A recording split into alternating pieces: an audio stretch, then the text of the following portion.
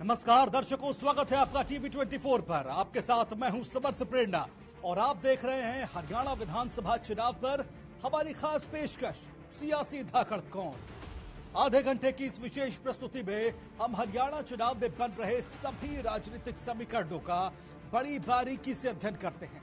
सियासी मुद्दे, वार पलटवार, नेताओं की बयानबाजी, वादे और छोटे बड़े सभी दावे पहले समझने की, फिर आपको समझाने की कोशिश करते हैं। हमारी नजर दिन भर की चुनावी उठापटक पर भी रहती है। तो आज के इस प्रसारण में क्या कुछ खास रहने वाला है, आइए जानते हैं। सबसे पहले सियासी चौपाल में आपको बल्लभगढ़ ले चलेंगे, जहां क्षेत्र के चुनावी समीकरणों पर जनता की बेबाक राय जानेंगे। उसके बाद विवेचना में ये समझेंगे कि क्या हरियाणा में किसान बीजेपी से नाराज हैं।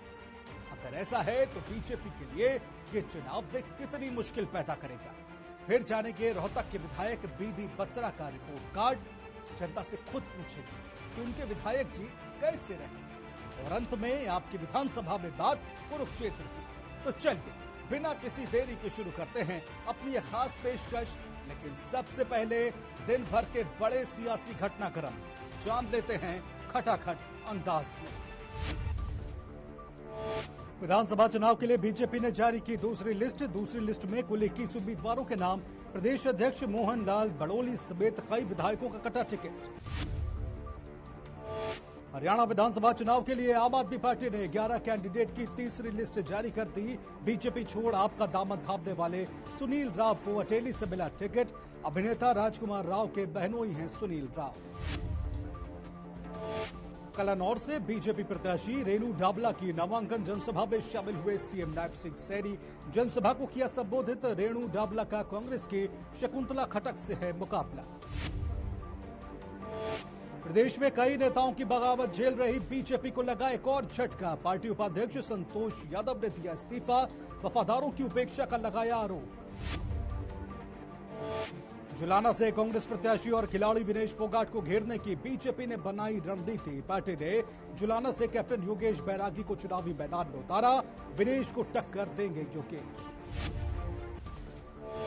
पृथला से बीजेपी प्रत्याशी टेकचंद शर्मा ने समर्थकों संग भरा पर्चा। निर्दलीय विधायक नयनपाल रावत पर बोला हमला। कहा 5 साल बीजेपी के साथ मिलकर मलाई खाने वाले पार्टी को बता रहे गद्दार। भजन गायक कन्हैया मित्तल का कांग्रेस में जाने से इनकार। प्रशंसकों की आलोचनाओं के बाद लिया फैसला। वीडियो शेयर कर प्रशंसकों से मांगी माफी। और हथीन विधानसभा सीट से बीजेपी प्रत्याशी मनोज रावत ने जताया जीत का भरोसा। सरकार के विकास कार्यों के आधार पर किया जीत का दावा। बीजेपी ने प्रवीण डागर का टिकट काटकर मनोज रावत को बनाया है उम्मीदवार।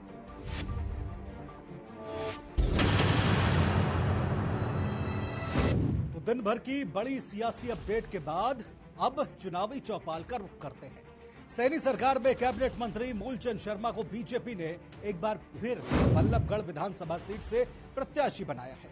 पार्टी को भरोसा है कि वो एक बार फिर से सीट बड़े अंतर के साथ जीतने में कामयाब होंगे।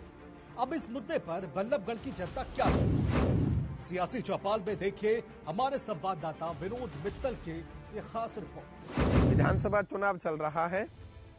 5 अक्टूबर को पोलिंग होनी है और उसको लेकर लोगों में इस बार उत्साह देखा जा रहा है। 10 साल से हरियाणा में भारतीय जनता पार्टी की सरकार है। लोग भी चाहते हैं कि भाई नए लोग आए, नए लोग सत्ता में आएंगे तो नया कुछ काम करके दिखाएंगे। तो उसी को लेकर हम आज पहुंचे हैं जनता के बीच में। राजा नाहर सिंह पार्क है जहां हम खड़े हैं। बात करते हैं क्या है लोगों का।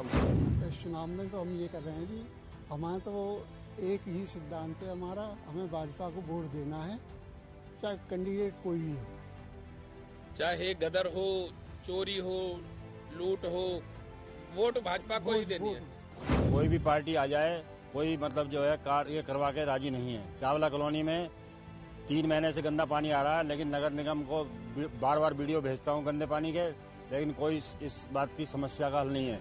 मैंने भारतीय जनता पार्टी के नेता के भाई से भी बात करी थी, लेकिन उन्होंने भी कहा कि ये समस्या हल नहीं हो सकती, क्योंकि अपनी जो जनता है वो जो है उसको कनेक्शनों को लूज छोड़ देती है, जिसकी वजह से गंदा पानी आता रहता है। तो इस मामले में मतलब ध्यान देने की जरूरत है। प्रशासन को भी और जो हमारे नेतागण हैं वो, और लेकिन हमारी सपोर्ट बीजेपी। मुद्दों की कोई कमी नहीं है, बीजेपी ही गवर्नमेंट आनी चाहिए। हमने वो 10 साल पहले का वो दौर भी देखा है कि 10-10 साल एक प्रोजेक्ट लटके रहे। कांग्रेस गवर्नमेंट सेंटर में भी थी, कांग्रेस गवर्नमेंट हरियाणा में भी थी। एक छोटे छोटे प्रोजेक्ट भी 10-10 साल तक कंप्लीट नहीं कर पाई थी कांग्रेस। जनता को ये समझना होगा कि हमारा काम कौन कर रहा है और हमारे बीच में कौन रहता है। पहले भी कुछ नहीं हुआ, सिवाय अपनी भ्रष्टाचार ज़्यादा बढ़ा, और कांग्रेस बीजेपी आने के बाद भ्रष्टाचार कमी आई है। और हमारा तो मूलचंद शर्मा है, वैसे हम बीजेपी के ही आदमी हैं। आम समस्या, आम जनता को भी परेशानी होती है, आम जनता भी परेशान कर रही है, ऐसी बात नहीं है, आम जनता सही है। और बाकी बुलेटों में भटभट होती थी, वो भी कंट्रोल किया है इन्होंने। बुलेटों में पटाखे चलते थे। मतलब कि पुलिस की कार्यशैली से आप संतुष्ट भी हैं और नहीं भी? हाँ, देखो दोनों बात है, जनता भी परेशान कर रही है और पुलिस भी परेशान कर रही है। पुलिस परेशान कर रही है, जहाँ जरूरत है पुलिस वहाँ नहीं, मतलब कि चालान काटने में लगी बिल्कुल। रहती है। मूलचंद शर्मा जी 2 बार जीते हैं, दोनों बार पटवारी मंदिर बनाने के लिए प्रॉमिस करके गए, लेकिन पटवारी मंदिर का अभी तक एक भी ईंटवा ना लगी है। हमारी तो यही है, वोट तो देंगे मूलचंद जी को ही, लेकिन अब की तीसरे वहां में पटवारी मंदिर को बनवा दें, जिससे कि वहाँ की पूरे रहने वाले लोगों को आराम मिले और कुछ चावला कानून का सुधार हो। दूसरे नगर निगम इतना हुआ है, कोई आईडी ठीक नहीं करता, लोगों को चक्कर कटवाता है। एक नगर निगम को ठीक कर देंगे तो समझो बल्लागढ़ की सारी समस्या खत्म हो गई। लेकिन 10 साल में तो नगर निगम ठीक हुआ नहीं। 10 साल में इतना फर्क पड़ा है, जो पहले लोग पैसों से काम कराते थे, अब 2 चक्कर लगा के काम करा लेते हैं। इतना फर्क पड़ा है, आगे और डंडा होगा इनका तो और भी काम हो जाएगा। ऐसा काम करके नहीं दिखाया जो अभी लेटेस्ट कैबिनेट मंत्री यहाँ आप देख रहे हैं। इस पार्क का इतना सुधार किया, अभी यहाँ कमेटी बना करके फिर काम करेगा। तीसरी बात ये कि किसी भी जगह आप जाएंगे, हर जगह स्कूल, और सुषमा स्वराज का एक भवन बनाया उसके गांव में, काफ़ी काम किए इस मंत्री ने, जो आप दिख रहे हैं लोगों को बल्लागढ़ के अंदर। तो यहाँ से उम्मीद हम करेंगे कैबिनेट मंत्री ही दोबारा तीसरी बार यहाँ आना चाहिए। बाकी आप सब ये इम्प्लीमेंट करें, जितने हमारे लोगों ने बताई है, ऊपर रिपोर्ट नहीं जाती, आप ले जा करके यहाँ से रिपोर्ट ठंडे बस्ते में रखते हैं या आगे रिपोर्ट करते हैं। करनी चाहिए ना ये सारी रिपोर्ट, जो जितने काम बताएं पब्लिक को। चुनाव का रिजल्ट आएगा तो क्या परिणाम रहने वाला है? सिटी 24 के लिए फरीदाबाद से विनोद मित्तल। और अब विवेचना की बात। इस सेगमेंट में आज बात किसानों की। हरियाणा में राजनीति के लिहाज से किसान वर्ग खासा प्रभावशाली माना जाता है। यही वजह है कि चुनाव में हर दल अन्नदाता को लुभाने की जुगत में रहता है। विधानसभा चुनाव के मौसम में हर दल खुद को सबसे बड़ा किसान समर्थक साबित करने में लगा हुआ है। बीजेपी के विरोधी ये आरोप लगा रहे हैं कि हरियाणा का किसान राज्य और केंद्र सरकार की नीतियों से नाराज है। यही वजह है कि इस बार वो बीजेपी के खिलाफ वोट करेगा। अब इन वक्तव्यों का विश्लेषण करते हैं। शुरुआत कुछ सवालों के साथ। क्या हरियाणा विधानसभा चुनाव में किसान आंदोलन का असर दिखेगा? क्या बीजेपी को लेकर किसानों में नाराजगी है और कांग्रेस इसे कैसे भुनाने की कोशिश कर रही है? सभी फसलों पर एमएसपी और बोनस वितरण जैसी घोषणाओं से क्या बीजेपी किसानों की नाराजगी कम कर पाएगी?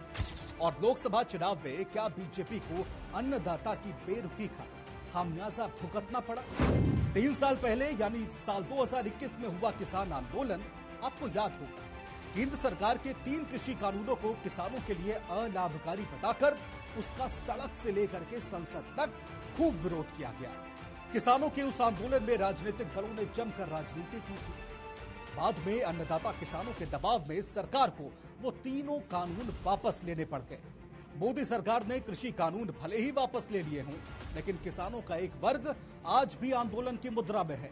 लोकसभा चुनाव के दौरान एमएसपी की कानूनी गारंटी की मांग दिए पंजाब और हरियाणा के किसानों ने दिल्ली कूच की खूब कोशिशें की, लेकिन हरियाणा में बीजेपी सरकार और दिल्ली में केंद्र सरकार ने उन्हें ऐसा नहीं करने दिया। सियासी जानकारों का मानना है कि हरियाणा विधानसभा चुनाव में बीजेपी को किसानों की नाराजगी झेलनी पड़ सकती है। पार्टी का एक धड़ा दबे सुर में ही सही, लेकिन किसानों की नाराजगी की आशंका जता रहा है।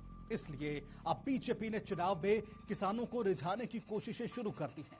किसानों के मुद्दे को कांग्रेस भी जमकर भुनाना चाह रही है। कांग्रेस का मानना है कि केंद्र और राज्य सरकार के रवैये के चलते किसान बीजेपी से नाराज हैं, इसलिए इस बड़े वर्ग को पार्टी अपने पक्ष में ला सकती है। कांग्रेस नेता लगातार किसानों के मुद्दे को लेकर बीजेपी को घेर रहे हैं। हाल ही में कांग्रेस महासचिव रणदीप सिंह सुरजेवाला ने एक बड़ा ऐलान किया, जिसमें उन्होंने हरियाणा में कांग्रेस की सरकार बनने पर किसान आंदोलन में मारे गए किसानों को शहीद का दर्जा देने की बात कही। बीजेपी पर निशाना साधते हुए सुरजेवाला ने कहा कि बीजेपी को काले कृषि कानूनों को वापस लेने के लिए मजबूर किया गया। उन्होंने एमएसपी के लिए कानूनी गारंटी का आश्वासन दिया था, लेकिन वो ऐसा करने में विफल रहे हैं। कैथल में जनसभा को संबोधित करते हुए सुरजेवाला ने कहा कि आंदोलन के दौरान 750 से अधिक किसान मारे गए। एक महीने बाद हरियाणा में लोगों के आशीर्वाद से कांग्रेस की सरकार बनेगी और कार्यभार संभालने के 30 दिनों के भीतर ही सभी 750 किसानों को शहीदों का दर्जा दिया जाएगा। साथ ही उनके परिजनों को नौकरी भी दी जाएगी। सुरजेवाला यही नहीं रुके, उन्होंने ये भी कह दिया कि नरेंद्र मोदी, मनोहर लाल और नायब सिंह सैनी ने वादा पूरा नहीं किया, लेकिन जिस दिन राहुल गांधी प्रधानमंत्री बनेंगे, संसद में पहला कानून एमएसपी के लिए कानूनी गारंटी का होगा।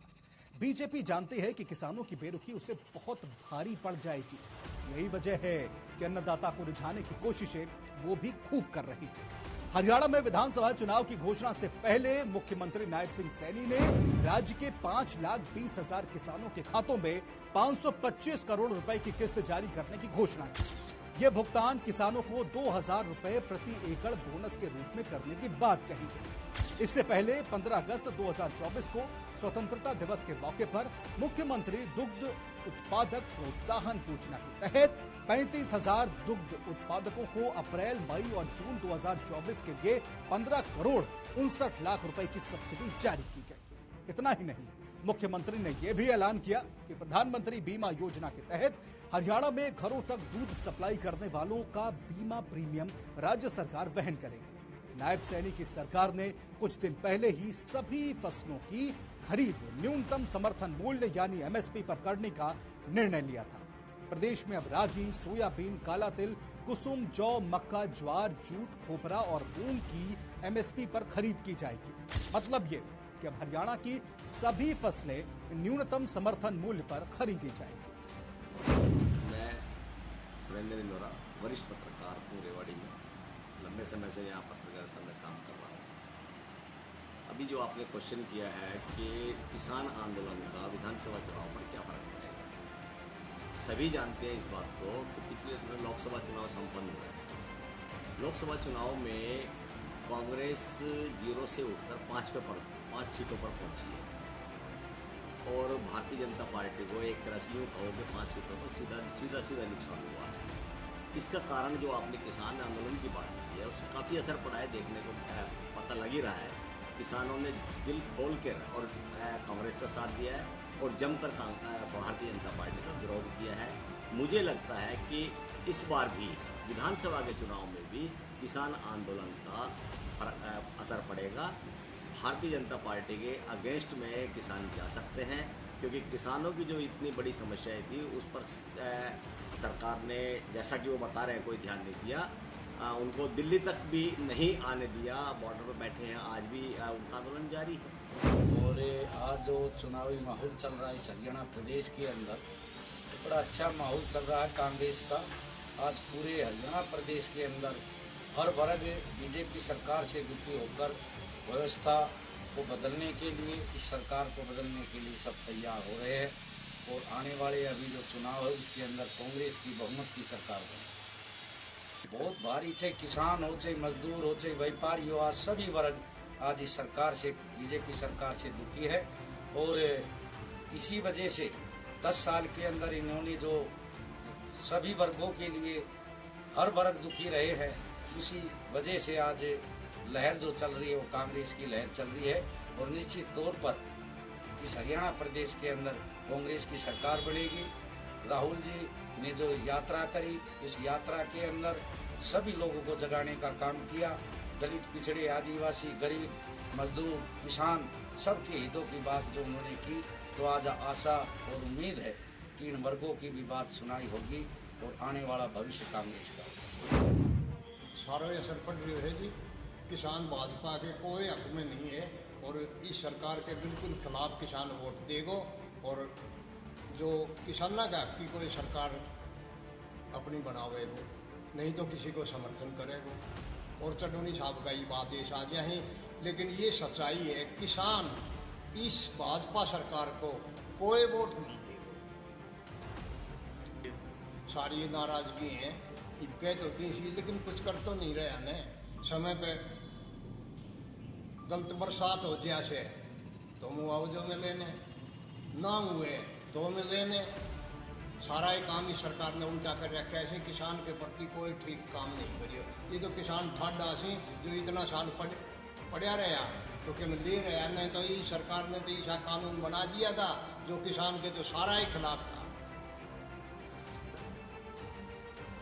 यह नाराजगी तो किसान के दिमाग में इतनी गहराई से बैठ गई कि सरकार का तो वाग्य पंजा किसान लागन देगो भी। आप देख लियो हरियाणा में कोई 10-5 सीट की तो मैं कह नहीं सकूँ, 10-15, बाकी तो इनकी कोई सीट ही नहीं है। कभी इलेक्शन ने डेट बढ़वा दी ही, अरे इलेक्शन मानसा कैंडिडेट वोटर तो वही हैं, वो तो नहीं बदलना है। फिर इनका सोच ये तो इनकी अपनी सोच है, ये तो जयंती मनाई सी काचा काटिया से लेनू देनू कुछ नहीं सरकार को। तो बीजेपी का कहना है कि वो किसानों के लाभ के बारे में सोचती है। हालांकि कांग्रेस का आरोप है कि बीजेपी सरकारों की नीतियां खिलाफ है। अब दोनों ही दलों की दलीलों पर जनता किस पर विश्वास करती है, ये 8 अक्टूबर को जब चुनाव के नतीजे सामने आएंगे तब पता चलेगा। अब बारी ये जानने की कि रोहतक विधानसभा में पिछले 5 सालों में हुए कामकाज से जनता कितना संतुष्ट है। 2019 के विधानसभा चुनाव में जनता के समर्थन से कांग्रेस के बीबी बत्रा रोहतक से चुनकर विधानसभा पहुंचे। भारत भूषण बत्रा का जन्म 4 मई 1952 को कलानौर में हुआ था। वो पहली बार 2002 में रोहतक विधानसभा क्षेत्र से चुने गए। उस चुनाव में उन्होंने बीजेपी के मनीष ग्रोवर को 19,595 वोटों से हराया था। अपने कार्यकाल के दौरान बीबी बत्रा कई समितियों के अध्यक्ष रह चुके हैं। 2014 के हरियाणा विधानसभा चुनाव में बीबी बत्रा मनीष ग्रोवर से 11,132 वोटों से हार गए थे, लेकिन 2019 में उन्होंने अपनी सीट फिर से हासिल कर। मनीष ग्रोवर को उन्होंने 19,595 वोटों से हराया। पिछले चुनाव में जो वादे करके बीबी बत्रा विधायक बने थे, क्या वो वादे पूरे हुए हैं? आइए जानते हैं रोहतक के विधायक जी कैसे। नमस्कार, देख रहे हैं टीवी 24 की खास पेशकश रिपोर्ट कार्ड और मैं आपके साथ प्रिया त्रिपाठी। इस वक्त रोहतक की हम टी स्टॉल पर है, सुरेश टी स्टॉल, जहां मैं बता दूं 1972 से ये टी स्टॉल है और यहाँ पर हर राजनीति से जुड़ा व्यक्ति यहाँ पर उसका विधायक का कैसा रिपोर्ट कार्ड इन लोगों ने तैयार किया है। क्या नाम है आपका? सुशील गुप्ता। अच्छा सुशील जी, इस बार अपने विधायक का कैसा रिपोर्ट कार्ड तैयार किया है?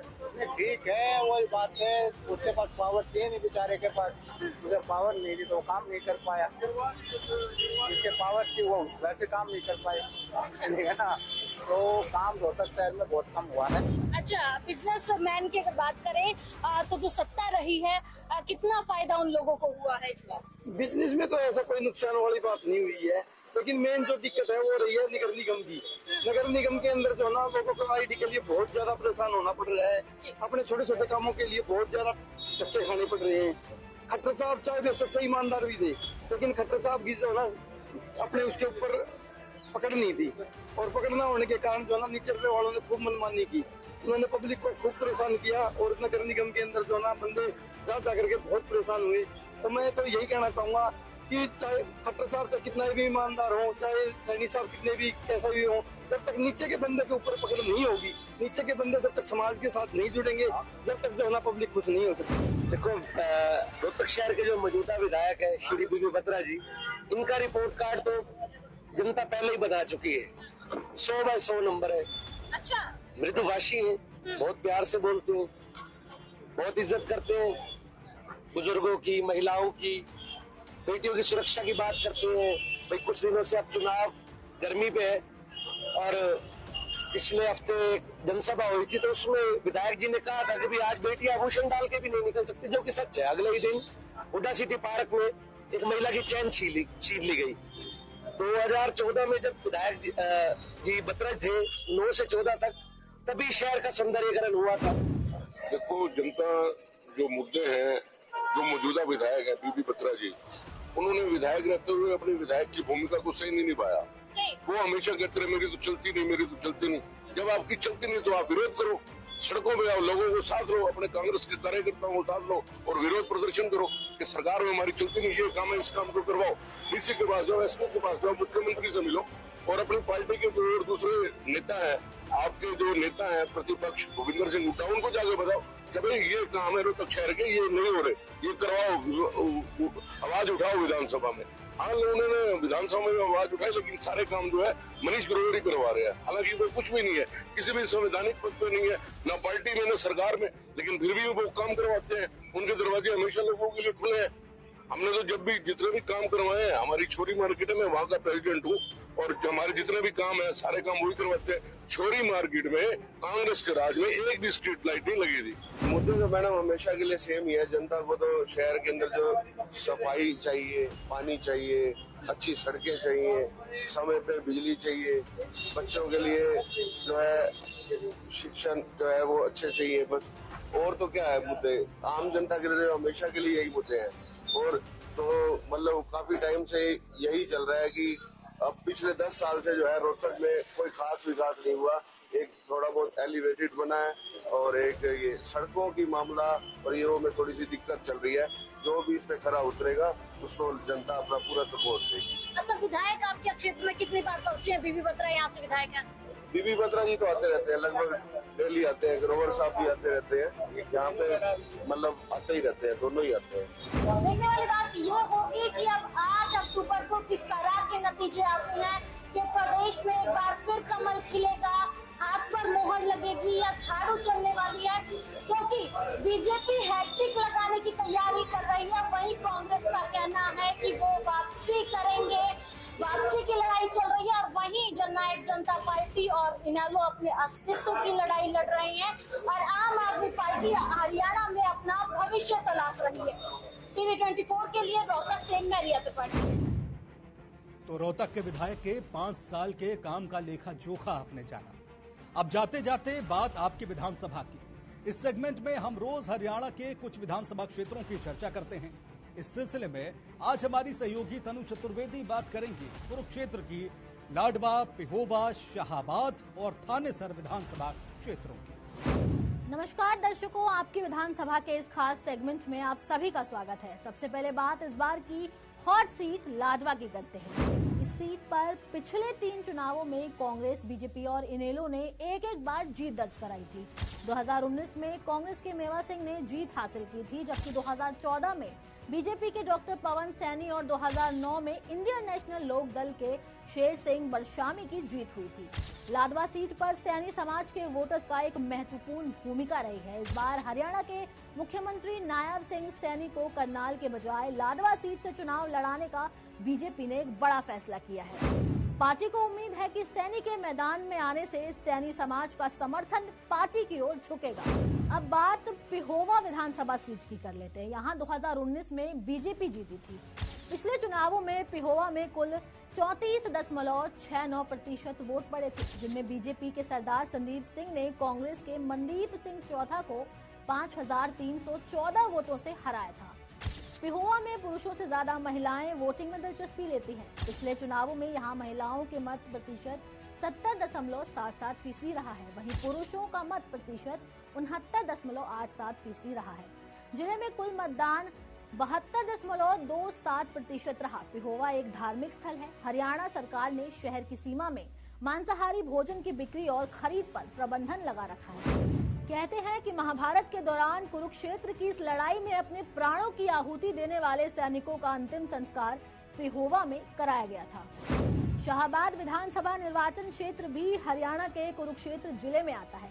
साल 2009 में यहां से कांग्रेस के अनिल धनतौड़ी ने जीत हासिल की थी। पिछली बार शाहाबाद में कुल 55.35% वोट पड़े थे। 2019 में जेजेपी से रामकरण ने बीजेपी के कृष्ण बेदी को 37,127 वोटों के मार्जिन से हराया था। अब आखिर में बात हरियाणा की थानेसर विधानसभा सीट की कर लेते हैं।